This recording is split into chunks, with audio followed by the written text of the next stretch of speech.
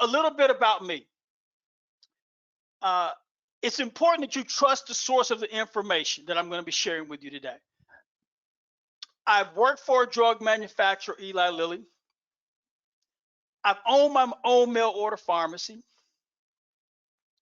And those two experiences have led me to start, since 2010, the first fiduciary model PBM. And I think it qualifies me to share with you what I'm about to share, because I've either worked for, owned, or contracted directly with every major entity within the U.S. pharmacy reimbursement and distribution system. So that's just a little bit about me. So here's the agenda for today. Probably going to take me, I can get winded, right? I can get winded about this stuff. I'm going to try and stick to a 35 minute schedule. Then at the conclusion, we'll open the floor for you for any questions that you have for me. In the meantime, feel free to chime in. When we have a break in the action, I'll get to your questions. There's two ways to get your questions submitted to me. The first one is you can just submit it via chat here. The second way is you can raise your hand, and at that point, I will unmute you and you will have the floor. And so please feel free. I believe in back and forth dialogue, whether we agree or disagree. It's one of the best ways to learn. So if you're a competitor out there, you disagree with anything I say, please, let's have a conversation about this so everyone can hear it. All right. And so by the end of this presentation, I'm hoping that three things will have happened. I want you to know how PBMs make money. I want you to feel something other than indifference. And then I want you to take action. I want you to begin the process of eliminating overpayments to pharmacy benefit managers. PBMs offer a valuable service. PBMs deserve a reasonable return on that service. But my key issue are the hidden cash flows that go to non-fiduciary PBMs under the radar. Today, I'm going to shine a big old spotlight on some of these hidden cash flows. So let's get right to it. The status quo says this: for the most part, not in all cases, for the most part, plan sponsors enter into an agreement with a pharmacy benefit manager that calls for artificially too low PBM administrative fees. You're also seeing now, in some cases, where PBMs are offering no fees on dispensing fees. So artificially low admin fees as low as zero. Artificially low dispensing fees as low as zero. Which then, when you agree to that, gives the PBM the green light to start augmenting those artificially too low fees in the back end. That augmentation occurs primarily through those three buckets that I just checked there. Don't believe me? Take the word of a PhD. If you're not familiar with Dr. Abrams, he puts out some real great research on his website, New Retail. So do a search for Lawrence Abrams. I think it's newretail.com or new-retail.com. But look at these cash flows, and it makes sense. And so let's talk about what's happening here. And in fact, we're going to take this. Here. You can make this smaller here, and then it starts to get bigger here. And this is BDC. I'm going to talk about that here in a second. So in the early 2000s, I remember it like it was yesterday. That's when I worked for Eli Lilly. That's when I led a team that was charged with negotiating with PBMs to get our products onto the formulary, right? So back in the early 2000s, it was the small molecule brand drug rebates that drove PBM profits.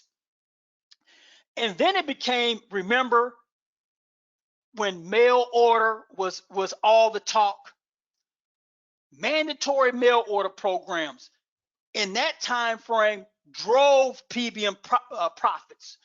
Then states caught on legislation that didn't permit PBMs to steer patients to the mail order pharmacies. And then we had 90-day at retail come on to kind of combat that drive towards PBM mail order pharmacies. And then we moved to specialty drug rebates, right? We're kind of in the middle of that right now. Sophisticated plan sponsors are starting now to cut that leaky faucet off. This whole process here is called ballooning, right? It's called ballooning. It's when a plan sponsor cuts off a profitable or a hidden cash flow stream to a PBM, and then the PBM just shifts that lost revenue into another area. It's called ballooning. There's a name for that. And so right now, plan sponsors are in the process of cutting off specialty brand rebate dollars, but PBMs are already ahead of the game, the non-fiduciary ones. There's more than one reason why you have all the consolidation in the industry, why PBMs, independent, standalone PBMs have sought out insurance carriers. MBDC stands for medical benefit drug claims. Folks, it's the wild, wild west. It is the wild, wild west. There's no one watching what's going on. There's no one evaluating drug spend on the medical side like they are on the pharmacy side. There are huge spreads there, as well as rebates that very few plan sponsors are paying any attention to. And if they are, not enough. The new path says this: instead of an artificially too low administrative fee, the PBM makes money one way. It is through the admin fee. So now that admin fee is no longer artificially too low, it's reasonable. It starts at somewhere around $4 per claim and then goes up from there. Doesn't matter whether it's a per claim or PEPM or PMPM. At the end of the month, it's going to be all pretty close. But there's two benefits to this. First, now the PBM's fee is fully disclosed. I'm going to talk about why that's important here in a bit. But then the second piece is now the PBM, because it has agreed to take that higher administrative fee, or the plan sponsor has pushed them towards that higher administrative fee, the PBM is forbidden now to make money any other way. And that is explicit within the contract language. The idea is the more transparency you have, the smaller overpayments that will exist. That's the idea behind it all. And so, again, a fiduciary model, but let me back up here real quick. Not all PBMs are going to offer a fiduciary standard. It is true. And PBMs generally rely on the demands of their clients for how much disclosure that they provide. It is up to the plan sponsor. Even if fiduciary standard of care isn't on the table, radical transparency should always be on the table, and you should accept nothing less than that. The fiduciary model PBM, again, charges a realistic and fair administration fee for their services, and generally it's a good value. And there are no other cash flows going into the PBM's bank account when you do business with a fiduciary standard of care. The non-fiduciary, and I want to be clear here, I'm comfortable in saying this. There's only two types of PBMs. Still, we're talking about traditional and pass-through, as if pass-through really means what you think it means. When I look at and analyze deals and a PBM says it's transparent and pass-through, when you go in and you break down the language within the contract, really what they're saying is we're partially pass-through. And you can argue whether or not they're right or wrong. But really what they're saying is we're partially transparent. We're partially passed through. So we're not necessarily not telling you the truth.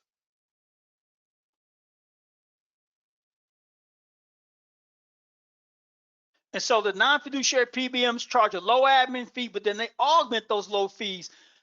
Some of the tactics that they use, here are four here. I'm going to touch on each one of those. But hang in there with me. It's important that we understand the PBM business model first before we move on to another slide within the deck. So I'm going to start with the contractual relationship, then I'm going to touch on the financial flow. Pharmacy benefit managers contract with pharmacies in order to have sites from which product can be dispensed to the PBM's plan participants. The PBM will then, and obviously we have to have clients to provide these services too. Those clients are third-party payers and health plans, right? Third-party payers, large self-funded group employers, unions, some coalitions, city government, state government, federal government, right? The PBM will then reimburse the pharmacy for the prescriptions that it dispenses to its plan participants. Now, mind you, there's some very, very smart people in this industry, from the consultant and the benefits side, and also from the employer side. Our primary focus is on employers because they need the most help, right? Not necessarily government or institutions, self-funded employers. But mind you, there are some very smart people in our target market who don't understand, after two decades in the industry, that as a PBM, unless we own a mail order pharmacy, unless we own the retail pharmacy, unless we own the specialty pharmacy, which I believe is a conflict of interest, but that's a discussion for another day. Unless we own a pharmacy, we never take delivery of the product. Just imagine that for a second. We never take delivery of the product. But when you look at how PBMs make money, it's almost inconceivable that that is permitted to happen when we never take control of the product. PBMs reimburse pharmacies for the prescriptions that they dispense, and then we send the bill to the health plan or the third-party payer. The problem here, there's three of them actually. The first one is the inflow of cash back to the third-party payer in the form of rebates is too low. I showed you two slides from two different sources that showed almost 50% of a PBM's profit comes from the manufacturer. Any money that a manufacturer pays to a PBM is because that PBM is driving market share on behalf of the manufacturer. That's it. It is driving market share either directly or indirectly. That's it. So if you're a plan sponsor and you believe that you're getting 90%, 95, or 100% of the rebate, then something's wrong here, because those slides show something else. Let's talk about that here in a second. So that's the first problem. The inflow of cash in the form of rebates, the intent is to reduce net cost. That's the intent of rebates, to reduce net cost. The second problem is the outflow of cash in terms of reimbursement back to the PBM for ingredient costs is too high. Before I get to that, let me talk why it's too high, what's driving that. Let me real quick address problem number 3. Take a look at who sits atop this system. The employers and their advisors, benefits consultants, brokers. You're here in this webinar as I speak. Your clients fund the entire darn thing.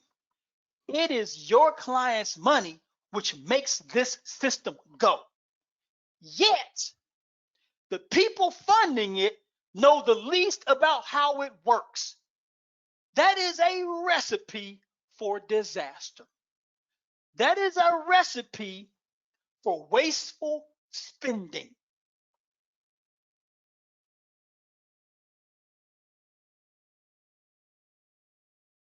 The second problem that I touched on, we need to fix that.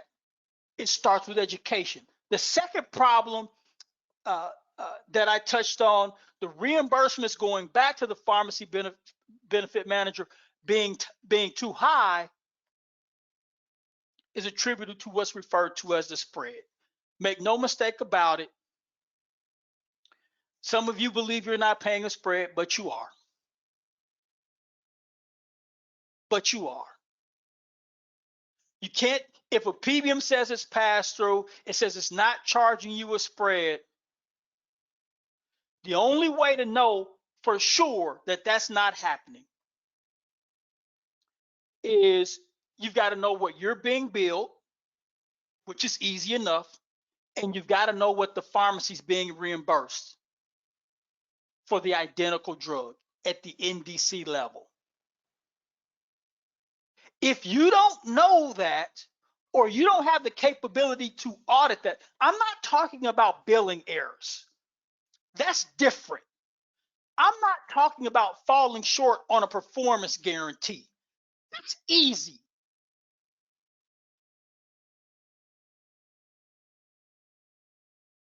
State governments with unlimited resources today are just discovering that they thought they weren't paying spreads, or they didn't believe they were paying as much as they actually did, only to discover the opposite. State governments. And so the drug pricing standards, which form the basis for discounted prices, is known as AWP. In the pharmacy business, we refer to it as ain't what's paid. Generic drugs, and we're going to focus on generic drugs because that's where most of the spread lies. Generic drugs have 2 prices. The AWP, artificially inflated. No one pays AWP ever.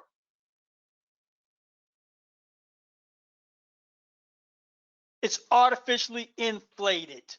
I think I may have shared a document with you on how Medispan defines AWP. It reflects no transactional marketplace data.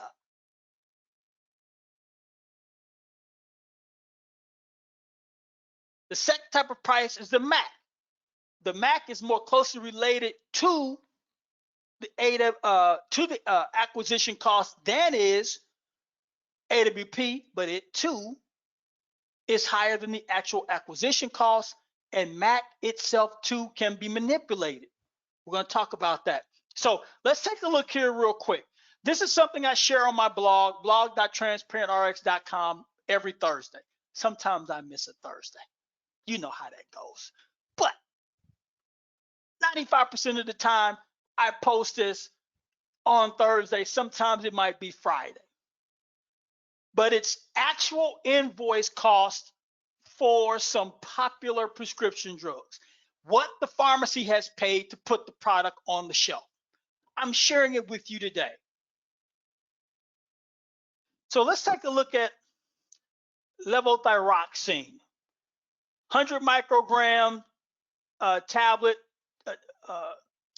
times 30 tablets. The AWP here, we're talking about this drug here. Follow me. The AWP is 561 bucks. Remember, I talked about two benchmarks, right? AWP and MAC. So let's put them here. Let's put them here. AWP and MAC. Okay? We got those there. Drawing a line underneath those. Let's say that you've negotiated a generic effective rate discount off of AWP. Now, let's just call it not generic effective because I've got both here, AWP and MAC. So we're only going to use one. Let's say you negotiated a generic discount rate off of AWP of 85%. The AWP is 561. So let's just say 85% off of 561. Let's call it 475. $475 is the discount. So 561 minus 475, 25. Let's just call it 85 bucks even, right? Let's call it 85 bucks even is the employer's cost, the plan sponsor's cost after the discount. What I want you to know is what the pharmacy paid to put the product on the shelf, folks.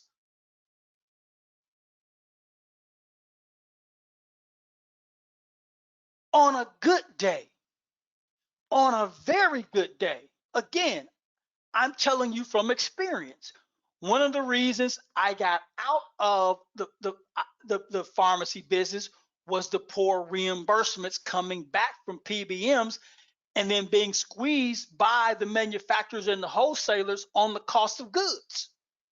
It's a tough business.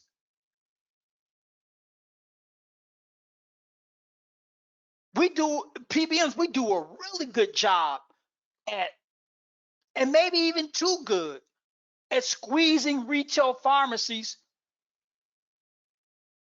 for ingredient costs.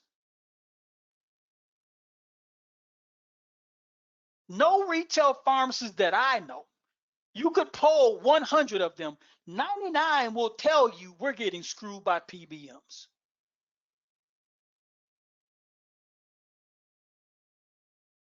And so if that's the case, where is that extra money going? Remember that slide I showed you? The artificially too low admin fees, how PBMs make money. And so on a good day, a pharmacy, this is a very good day. A retail pharmacy being reimbursed by a PBM 100% markup, they would be jumping through the roof. But let's just say that's what's happening here. The dispensing fee, let's just call it a wash. Let's just call it a wash. And so, but going back to my point about how non-fiduciary PBMs augment artificially too low admin fees, this is a reason why they can charge $0 for dispensing fees, because if in this instance could reimburse the pharmacy the cost of the product, mark it up 100%, reimburse the pharmacy $8, let's call it $10. Reimburse the pharmacy $10, there is still a $75 difference there. That is a spread. And the only way that you would know is if you knew what the PBM paid the pharmacy.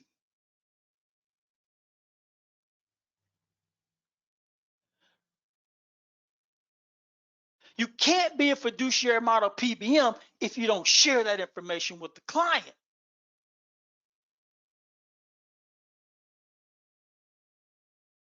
The MAC, remember, the MAC is more closely related to the actual acquisition cost than is AWP. So let's just say the MAC here, let's just say the MAC is 15 bucks.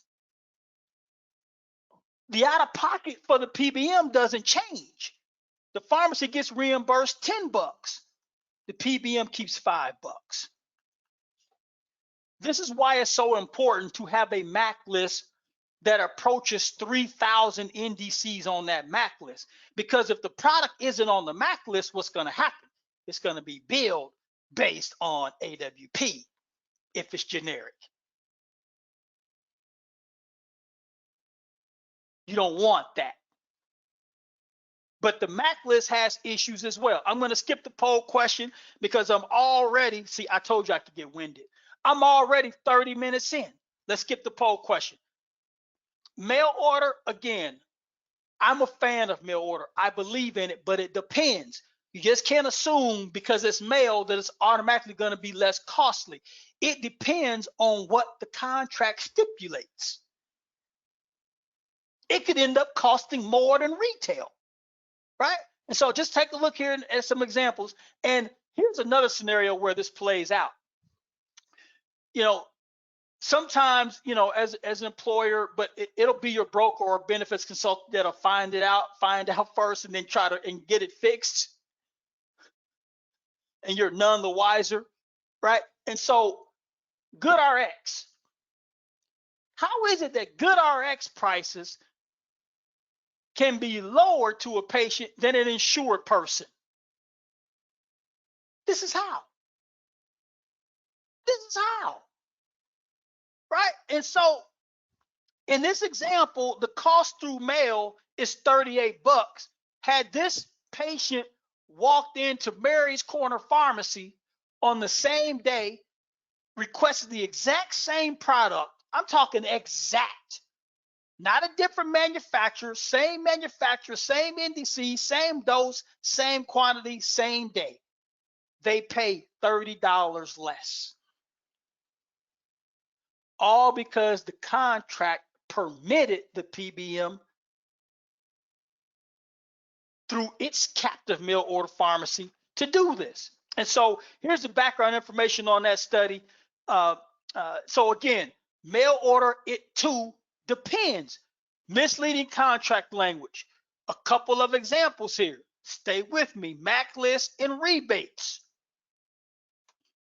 Oh, I was talking to a broker client who went through our certified pharmacy benefit specialist course. And one thing that just kind of resonated with them was this here: multiple MAC lists. And this, we had a conversation, and he told me it's a big 5 PBM, right? Big 5 PBM. And they asked how many MAC lists you had. And the response they got was, we have about 40, but we're trying to get it down to 10.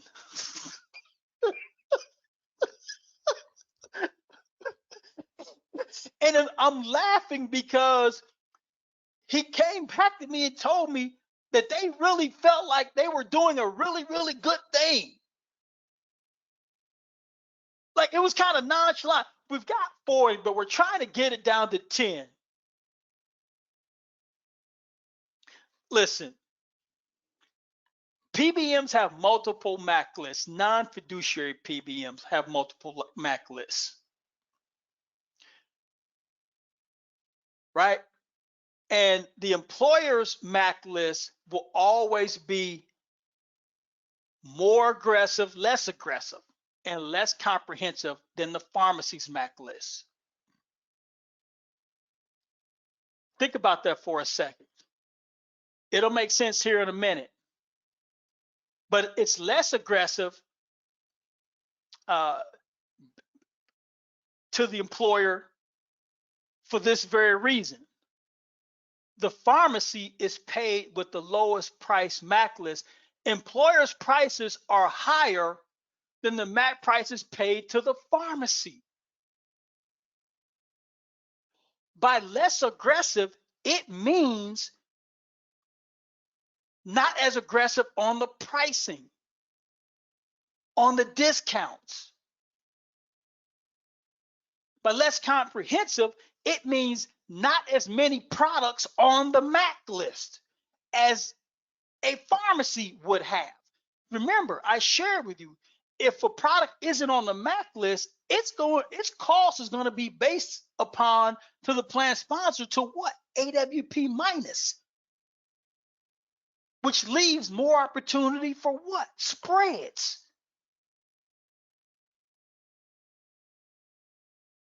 Going back to that U.S. pharmacy reimbursement reimbursement and distribution system diagram. I said one of the problems was the inflow of cash in the form of formulary rebates was too low. That's because PBMs lead the way in renaming those dollars in an effort not to be contractually responsible for paying it back to their clients. And so when you sign off on an agreement that calls for an artificially low PBM administrative fee or no dispensing fee, you're signing off on this. You're signing off on this. Believing that there couldn't be that much more dollars left over, and there is.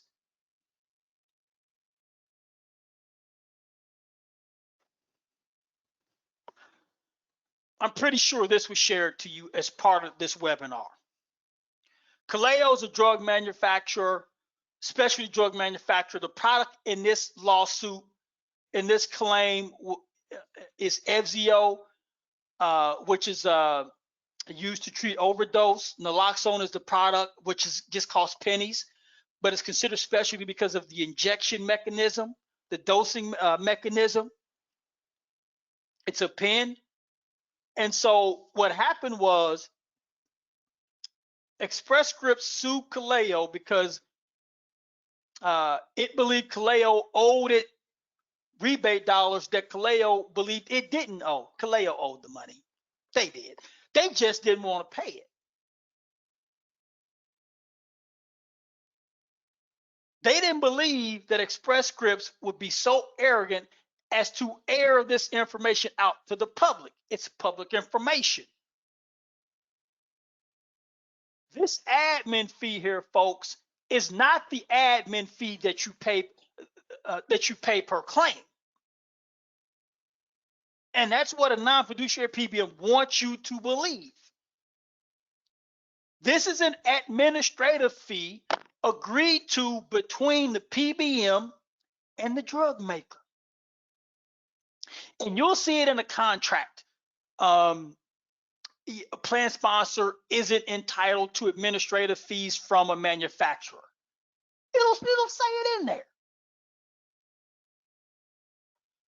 And you kind of brush it off because you think, I pay 10 cents per claim, I pay 50. It's not that much. Oh, but it is. Here are the formulary rebates here that were owed by Kaleo to Express Scripts. Here are the administrative fees. And see, and I'm not speaking specifically about Express Scripts, but this is an instance here where a PBM will say it is passed through, but the contract language, and it will take a trained eye to see it, but the contract language would say the plan sponsor is going to get the formulary rebates, but the PBM is going to keep everything else. And the PBM believes it's passed through. And you believe that it's passed through. I told you I was going to shed a big old spotlight on these hidden cash flows. Here again is that same lawsuit, but we're adding in now price protection rebates. And I just want you to see price protection rebates, $4.9 million. This is just from one small biotech firm and one drug. And the price protection rebates dwarf everything else. Price protection rebates simply say this: if the price of the product increases by X factor, then our rebate will also increase by some factor.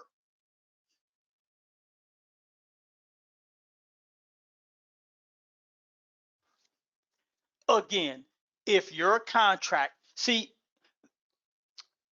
non-fiduciary PBMs have people that they hire specifically so that when the contract is signed, it's inked.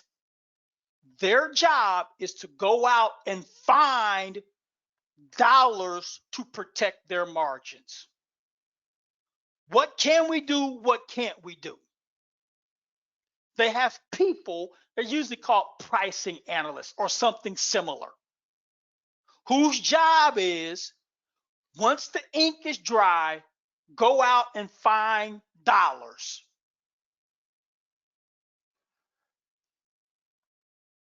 And if you miss something like price protection rebates, if you don't address multiple MAC lists, they're going to get those dollars there.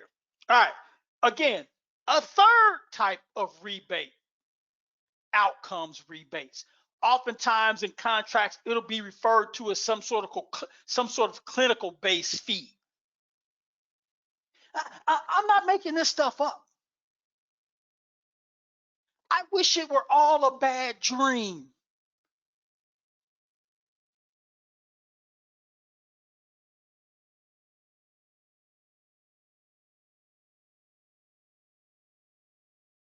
But these deals have been going on for 10 years. Outcomes, performance-based rebates. If a drug doesn't perform at for example, diabetes drug, if it doesn't hit a certain A1C level, the glucose levels don't drop by a certain percent, then the drug maker would have to pay back either 100% of the original cost or a share of the original cost. So it could be based upon performance. It could be clinically based if there's some sort of side effect where the patient can no longer take the drug, or a patient is non-adherent, then either 100% of the drug is reimbursed or a share of the original cost is reimbursed. Also, some drugs have multiple indications, diseases that they treat. One disease may be more efficacious than another disease. That disease that's less efficacious might have a lower cost attached to it for the same product. Plan sponsors aren't taking part in that process. I talked about how states, and I'm wrapping up here, the most important slide is coming up. We're going to finish up in 2-3 minutes. Hang in there. You don't want to miss this part. I talked about how state governments themselves, with unlimited resources, have been taken for a ride. And I don't want to paint everyone with a broad brush. I'm simply saying that these things exist. I don't know if it's happening to everyone. I know it's happening to a lot of entities, a lot of employers, a lot of different government organizations.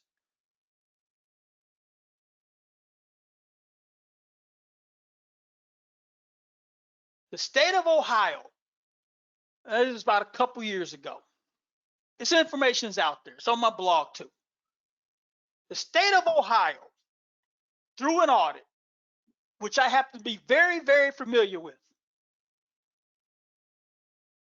discovered that it was paying almost $250 million in spreads. I mean, CVS and Optum were printing money.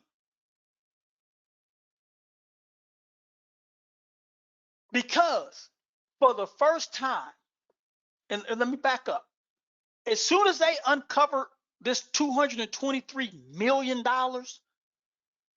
they terminated the contracts. It was almost overnight.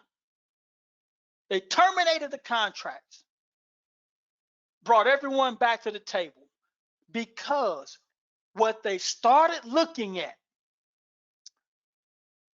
was, and here is the director from the Ohio Department of Health, what he said verbatim.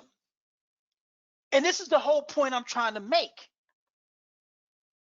We're not saying it's too high or too low. What we're saying is this is information we've never had before. Remember how I talked about the artificially too low admin fee, sometimes no dispensing fee, and then you give the PBM the green light to augment that artificially too low admin fee in the back end? They were never looking at what that amounted to. When they started looking at it, then they realized we have to make a change. What they started looking at was how much money the PBM was putting in its bank account. CVS Health, in a Q2 2018 earnings call, the CEO said this. I didn't say it. The CEO said it, and it's out there on the web for you to read for yourself. The CEO said, here's that word. All your RFPs and all the questionnaires, when I do consulting, I start with the contract. It has to be a part of the process from the very beginning because it lays out everything. What is going to happen when the plan goes live? It is more important than a spreadsheet. You take the spreadsheet, you give me the contract, I'll get a better deal than you.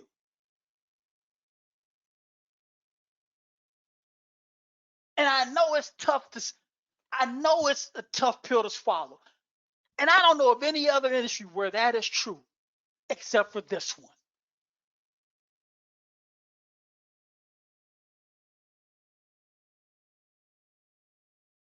Because nothing's set in stone.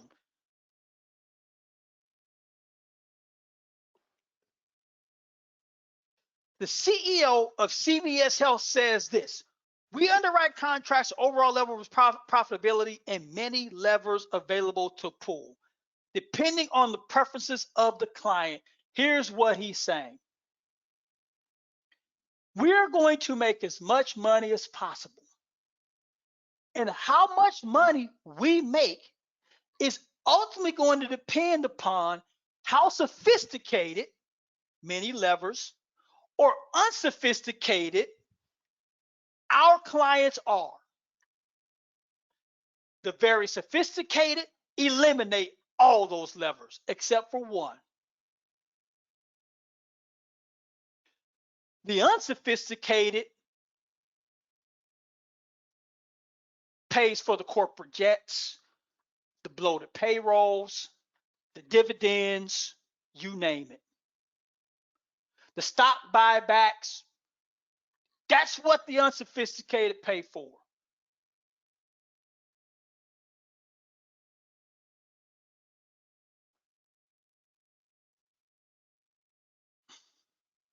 I talked about education real quick. I'm a graduate of Michigan State University. The business school is named graduate of the business school. The business school is named after Eli Broad. He pronounces it Broad, not Broad. Went through college, never knew who this cat was. Was never curious enough to find out who he was. It wasn't until some years later I decided to pick up his autobiography. In short order, I discovered he's the only person in the history of the world to be a founder of 2 Fortune 500 companies, KB Homes and Sun Life Financial. Upon retirement, he's devoted his life to healthcare and art. Funding research, I believe it's at MIT. He believes education is the key to skyrocketing healthcare costs. I happen to believe him or agree with him wholeheartedly. Here's the one slide I told you that was the most important in this entire presentation. Greg Moody, the director of Ohio's Department of Health Transformation, said this is information we've never had before. What he was alluding to was how much they were paying the PBM for the service it was hired to perform. That's what they never had before, because you know why?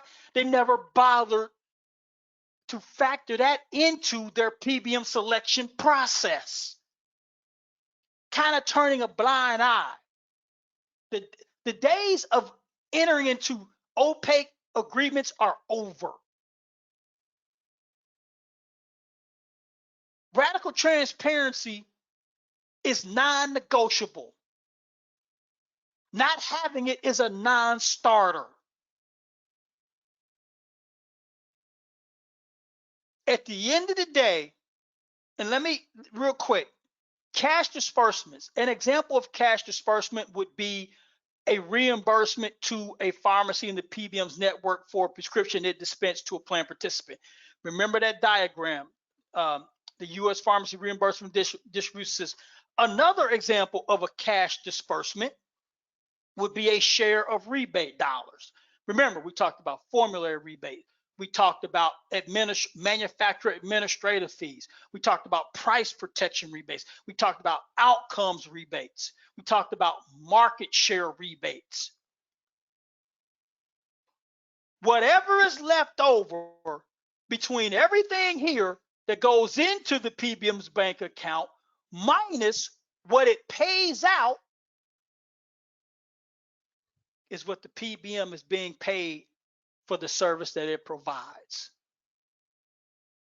In addition to discount guarantees for ingredient costs, in addition to minimum rebate discount guarantees, the sophisticated, the educated want to know, what am I paying you, PBM, for what I've hired you to perform? Not knowing that number should be a non-starter. The reason is that number is hidden here. Excuse my high voice. When I get excited, I get here.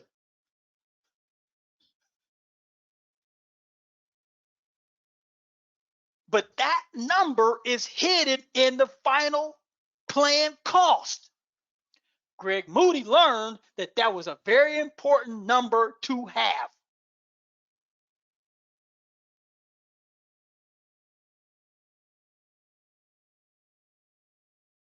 All right, so listen, I appreciate your time. That's all I've got for you today. Here's my contact information. Everyone in attendance today will be able to get, you'll get a follow-up email in the morning with a link to watch this recording over. If you believe education is important, if you believe what Eli Broad believes in terms of bending that skyrocketing healthcare cost trend, there's no one in the world, and I'm not just saying, no one in the world does PBM education better than we do. And that may not be saying a whole lot, because PBMs don't want you to be smart. They make money when you're not smart. Fiduciary PBMs, we make our living when you're smart. Go out on the web, do some research on all the fabulous people that have taken this course, have gotten promoted, built their personal or expanded their personal brand, help their clients save money, help win clients, whatever it is, they've done it. Listen, I'm going to jump off my soapbox here. I'm going to stick around just in case any questions come through. Take what you've learned today, start building on it. All right. Have a good one. Stay safe.